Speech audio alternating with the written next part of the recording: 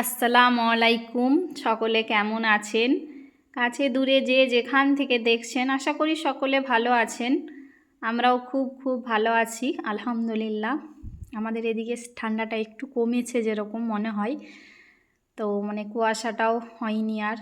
তো শরীর একটু সুস্থ আছে আলহামদুলিল্লাহ সেজন্য। তো আজকে সকাল সকাল হচ্ছে যে রুটি বানাচ্ছিলাম, গমের আটার। আপনাদের ভাইয়ার পছন্দের গমের আটা খুব পছন্দ করে উনি, ময়দা দিলে তো খেতে চায় না। তো সেই জন্য গমের আটা রুটি বানাচ্ছিলাম, বানাবো বলে এখানে খুমির করে নিচ্ছিলাম, হাঁড়িতে পানি দিয়ে। তো নর্মালভাবে আমি এরকমভাবেই বানাই। তো এই যে খুমির করে ভালো করে আটাটাকে ছেনে নিচ্ছিলাম। তো আপনাদের ভাইয়া তো খুমির করা নরম রুটি খুব পছন্দ করে, ভাত সেদিন না দিলেও হয়। ভাতও পছন্দ করে, কিন্তু যেহেতু শীতের সময় তো গমের আটা রুটি করে দিলে খেয়ে নেয়। তো আমার মেয়েরও তো রুটি পরোটা আমার মেয়ে খুব পছন্দ করে। দিনে যদি 2-3 বেলা রুটি দেওয়া হয় না, আমার মেয়ে খেয়ে নেবে, ভাত চাইবে না। ওর এতটাই রুটি পরোটাতে ভক্তি। আমার শ্বশুর মশাই ওরকম ছিলেন। আমার শ্বশুর মশাই নেই এখন, উনি অনেক দিন আগেই ইন্তেকাল করে গেছে, 2-3 বছর হয়ে গেছে। তো উনি হচ্ছে যে খুব রুটির ভক্ত ছিল, এই রুটিটা এত পছন্দ করতো।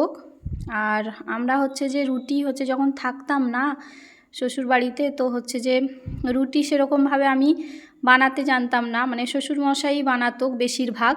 তো আমরা হচ্ছে যে প্রায় সেঁকে দিতাম, শ্বশুরমশাই ছেনে বেলে সব কিছু তৈরি করে দিত। যাই হোক, এখন আর থাকি না, আমি অনেক দিনই ওখান থেকে চলে এসেছি, এখন নিজের বাড়ি করে এখানে আছি। তো যখন যাই তো ওরকম করতাম। যাই হোক, উনি এখন নেই, তো ওনার জন্য সকলে দোয়া করবেন। আর হচ্ছে যে শাশুড়ি মা আছে, শাশুড়ি মাও এখন আমার ননদদের বাড়িতে আছে। আর তো আমি এইভাবেই রুটিকে সেঁকে নিচ্ছি। আগে হচ্ছে যে গ্যাসে শুধু সেঁকে নিতাম। তো আপনাদের ভাইয়া এটা নতুন কিনে এনে দিয়েছে, আপনাদেরকে আর সেরকমভাবে দেখানো হয়নি। তো খুব সুন্দরভাবে এটাতে রুটি সেঁকা হয়, খুব সুবিধা হয়। এই যে একদম ফুলকো ফুলকো করে রুটিগুলো ফুলে গিয়েছে। তো খুব সুন্দর একদম নরম নরম তুলতুলে একদম পাতলা করে রুটি বানিয়েছিলাম। আর রাত্রির হচ্ছে যে চিকেন কষা ছিল, তো সেই জন্য আজকে আর আলুও ভাজা করি না, কিছুই করিনি। তো আপনাদের ভাইয়া বললো এই যে চিকেন কষা দিয়ে আজকে রুটিটা খেয়ে নেব। তো এই যে গরম গরম রুটি খেয়ে নিচ্ছে। আজকে সকালবেলা চা বানাইনি, একদম উঠতেই রুটি নাস্তা ধরিয়ে দিয়েছি, তো খেয়ে নিচ্ছিল। আর মেয়েরও তো অনেক মজা হয়েছে, খেয়েছে সে। তো এই যে খাওয়ার পরে এই যে ছাগলদেরকে হচ্ছে যে সকালের খাবারটা খেতে দেবে, আপনাদের ভাইয়া নিয়ে যাচ্ছে পিছু পিছু ছাগলগুলো কীরকমভাবে যাচ্ছে দেখুন। ওরাও বুঝতে পেরেছে যে ওদেরকে খাবার দিবে বলে নিয়ে যাচ্ছে। তো আপনাদের ভাইয়া বললো তুমিও আসো। তো আমি হচ্ছে যে এই যে ভিডিও করতে করতে পিছু পিছু যাচ্ছিলাম এই মাঠের দিকে, যে ওদেরকে খেতে দেবে, রোদের দিকে যে। আর ওদেরকে যেহেতু বেলা করে ছাড়ি, এখন সকালে ছাড়ি না, ঠান্ডা লেগে যেতে পারে ওদের, ও সেই জন্য ওদেরকেও 8:30-9টায় ছাড়ি, ছাগলদেরকে। তো এই যে আপনাদের ভাইয়া খেতে দেবে। আর এই যে ছাগলটা আমরা নতুন নিয়ে আসছি, এর নাম রেখেছি চাঁদমণি। তো নতুন একদম এই কিছুদিন নিয়ে আসছি, 4-5 দিন হবে। তো ওকেও খেতে দিচ্ছে, নতুন তো তো পুরাতনরা ওর সাথে একটু এই যে লড়াই করছে, ঘুনছুটি করছে কেমনভাবে দেখুন। নতুনকে দেখলেই ওরকম করে। ওরা সব জায়গায় আলাদা আলাদা থেকে জায়গা থেকে নিয়ে আসছি ওদেরকে। তো প্রথম ওরকম লড়াই করতো, এখন সব ওদের সাথে মিশুকে হয়ে গেছে, আর একে নতুন দেখে ওরকমভাবে লড়াই করছে। তো আপনাদের ভাইয়া অনেক আদরের সাথে যত্ন করে ওদেরকে খাওয়াচ্ছিল। উনি থাকলে বাড়িতে না, ওদেরকে দেখতেই হয় না আমাকে, খুব সুন্দর যত্ন করে ওদেরকে খাওয়াই, খেতে দেয়। আর উনি পছন্দ করে। তো এই যে লড়াই না করে সেই জন্য দেখে হচ্ছে যে করছিল, ওদেরকে আমাকে তো খুব হাসি লাগছিল। এই যে খেতে দিচ্ছে, তো খুব সুন্দর করে এরকমভাবেই উনি খেতে দেয়। যখন থাকে না গচ্ছিত করে, যত্ন করে ওদের, হচ্ছে যে ঘর পরিষ্কার করে, সব কিছু আপনাদের ভাইয়া করে দেয়। তখন আমার তো উনি থাকলে একটু কাজ মনে হয় যে কমই আছে, আরও কম লাগে কাজ, আর না থাকলে আরও একটু বেশি লাগে কাজ। তো এই যে খেতে দিচ্ছে, খাচ্ছে। তো এরা 4 জনে হচ্ছে যে খুশির খবর দেবে আমাকে, আর একটা হচ্ছে যে খাসি। তো 5টা মোট আছে আমার কাছে। তো এই যে যত্ন করে আবার খাওয়াচ্ছে যাতে না লড়াই করে। তো রোদ উঠে গিয়েছিল, 9:30 এরকম বেজে গিয়েছিল। তো এই যে ওদেরকে খেতে দিচ্ছে। খেতে আবার বেলার দিকে আপনাদের ভাইয়া হচ্ছে যে পাতা ডাল ওদেরকে কেটে দেয়, যখন থাকে কেটে দেয়। আমি পারি না ওইসব করতে, আমি এমনি ওরা ঘাস পাত খাই ওদিকে মাঠের দিকে নামিয়ে দিই, তো ওরা খেয়ে নেয়। তো তো আমি রান্না করব বলে এদিকে চলে এসেছিলাম, রান্নার জোগাড় যন্ত্র নিয়ে বসে গিয়েছি। আজকে উচ্ছে ছিল বাড়িতে, তো ভাবলাম আলু দিয়ে ভাজা করব। এমনি ভাজলে আপনাদের ভাইয়া ফের আলু না দিলে পছন্দ করে না, তো ওনার জন্য দুটো আলু দিয়েছিলাম। দিয়ে এই যে সরু সরু করে একদম কুচি কুচি করে নিয়েছিলাম আলুটাকে আর উচ্ছেটাকে, পাতলা পাতলা করে ঝিরিঝিরি করে এটাকে হচ্ছে যে ভাজা করব। আর এখানে এই যে অনেকটা পেঁয়াজ কুটেছি, মানে আজকে হচ্ছে যে গরুর মাংসের স্টু রান্না করব।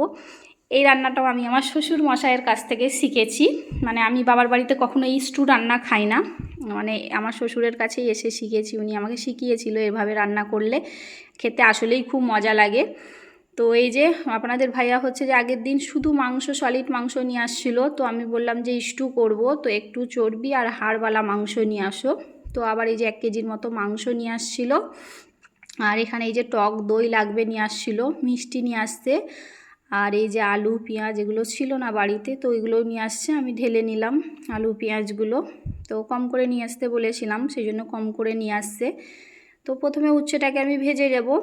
তো নর্মালভাবে আমি নুন হলুদ আর একটু ধনে গুঁড়ো দিয়ে একদম সিম্পলভাবে ভাজবো। এরকমভাবে ভাজলে খেতে খুব মজা লাগে আসলেই, একদম বেশি মশলা ভালো লাগে না সবজিতে, আসলেই কিন্তু বেশি মশলা দিলে খেতে মজা লাগে না, একদম সবজির স্বাদটা চলে যায়। তো এই যে কম করে মশলা দিয়ে আমি উচ্ছেটাকে ভেজে নেব। এতে একটু পেঁয়াজ আর কাঁচা লঙ্কা কুচি দিয়ে দেব। এই যে একটা পেঁয়াজ আর কাঁচা লঙ্কা কুচি দিয়ে দিলাম, দিয়ে এটাকে একদম ভাজা ভাজা করে নেব। খুব বেশি তেল দিইনি, কম তেল দিয়েছি উচ্ছে যেহেতু। তো আপনাদের ভাইয়া তো এটা খুব পছন্দ করে, তো উনি খাবে এটা দিয়েই। মানে উচ্ছেটা হচ্ছে যে যেদিন থাকে না, উচ্ছে যদি পাই তো বাজারে দেখতে পাই নিয়ে আসে, আর যদি নাও পাই আমি হচ্ছে যে অন্য দূরের যদি বাচ্চারা থাকে ওদেরকে দিয়ে পাঠিয়ে মাঙাই, যে আপনাদের ভাইয়া পছন্দ করে। তো এই যে স্টু রান্না করব বলে অনেকটাই মাংস নিয়েছিলাম এখানে, মানে প্রায় 1 কেজি নয় 800-র মতো, 750-800-র মতো নিয়েছিলাম, 250-র মতো রেখে দিয়ে। তো পেঁয়াজ কুচি অনেকটা দিয়েছি, 500-র ওপরে পেঁয়াজ দিয়েছি। আর এতে সেরকম কোনো মশলা দেব না, শুধু নুন, ধনে গুঁড়ো আর ওই যে কাঁচা লঙ্কা, ধনে পাতা, পেঁয়াজ, এতে হলুদ গুঁড়ো লঙ্কা গুঁড়ো আমি দেবো না। আর অনেকটা টক দই দেব, প্রায় 250-র মতো টক দই, আদা রসুনের পেস্ট, আর গোটা জিরে দেব, আর গোটা গরম মশলার মধ্যে এলাচ, লং আর দারুচিনি আর অনেকটা গোলমরিচ দিয়ে এটাকে হচ্ছে যে আমি অনেকটা তেল দেব, সাদা তেল দিয়েছি, রিফাইন তেল মানে সয়াবিন তেল যেটা, দিয়ে এটাকে আমি ভালো করে হাত দিয়ে মাখিয়ে নেব। এই যে ভালো করে এটাকে সময় ধরে ধরে হাত দিয়ে হচ্ছে যে 10-15 মিনিটের মতো আমি এটাকে হাত দিয়ে মাখাচ্ছিলাম। তো এই যে ভালো করে হাত দিয়ে মাখিয়ে নিয়ে ওদের সামান্য জল দেব, ওই যে হাত ধোয়া জলটাই, মানে পানি, আপনারা কেউ কিছু মনে করবেন না, আমরা দুটোই বলি, তো আমাদের ভাষা যেরকম আমরা সেই ভাষায় কথা বলি, তো আপনারা ক্ষমার দৃষ্টিতে দেখবেন কোনো যদি ভুলচুক হয়ে থাকে। তো এই যে মাখিয়ে আমি পরিমাণ মতো পানি দিয়ে এটাকে বসিয়ে দিয়েছিলাম, 5টা ধিমি আঁচে সিটি মারিয়েছি। তো এই যে মাংস রান্নাটা হয়ে গিয়েছে, এতে শুধু উপর থেকে এই যে গুঁড়ো গরম মশলা যেটা ঘরে তৈরি করা সেটাই দিয়ে দেব। তো রান্না কমপ্লিট। তো এই যে দেখুন মাংসগুলো খুব সুন্দর হয়েছে, এতে হলুদ দিই না আমি, আর লঙ্কা গুঁড়োও দিই না, শুকনো লঙ্কা দিয়েছিলাম 4-5টা আর কাঁচা লঙ্কা দিয়েছিলাম 5-6টা, দিয়ে এই যে কত সুন্দরভাবে হয়েছে। আসলে এটা খেতে অনেক মজা লাগে, আপনারা অবশ্যই এই রান্নাটা একবার ট্রাই করবেন। আমার শ্বশুর এভাবে রান্না করে খেত উনি, আর আমাকেও শিখিয়েছিল, তো আমি এইভাবে প্রায় রান্না করি, আপনাদের ভাইয়া পছন্দ করে। তো এই যে মাংস রান্নাটা হয়ে গেছে, তুলে নিচ্ছিলাম, খাবো যেহেতু। তো দুপুর হয়ে গিয়েছিল, গোসল সারা হয়ে গিয়েছিল, সবাই খাবার টেবিলে বসে গিয়েছিল। আর এটা আমার মানে দুলাভাই যেদিন এসেছিল সেদিন দুপুরের এটা ভিডিও, মানে আমি দিই না, কালকে দিয়েছিলাম না, কালকে অন্য একটা ভিডিও দিয়েছিলাম, তো আজকে এই ভিডিওটা এডিট করে দিচ্ছি। আপনারা পুরো ভিডিওটা দেখছেন যারা, সকলকে অসংখ্য ধন্যবাদ। আর যারা এখনও একটা লাইক দেননি, প্লিজ একটা লাইক দিয়ে চ্যানেলটাকে সাবস্ক্রাইব করে আমার পাশে থেকে যেতে পারেন, আর বেল আইকনটা দাবিয়ে দেবেন, অবশ্যই নোটিফিকেশান পাওয়া মাত্র আপনারা আমার ভিডিওটা দেখতে পাবেন।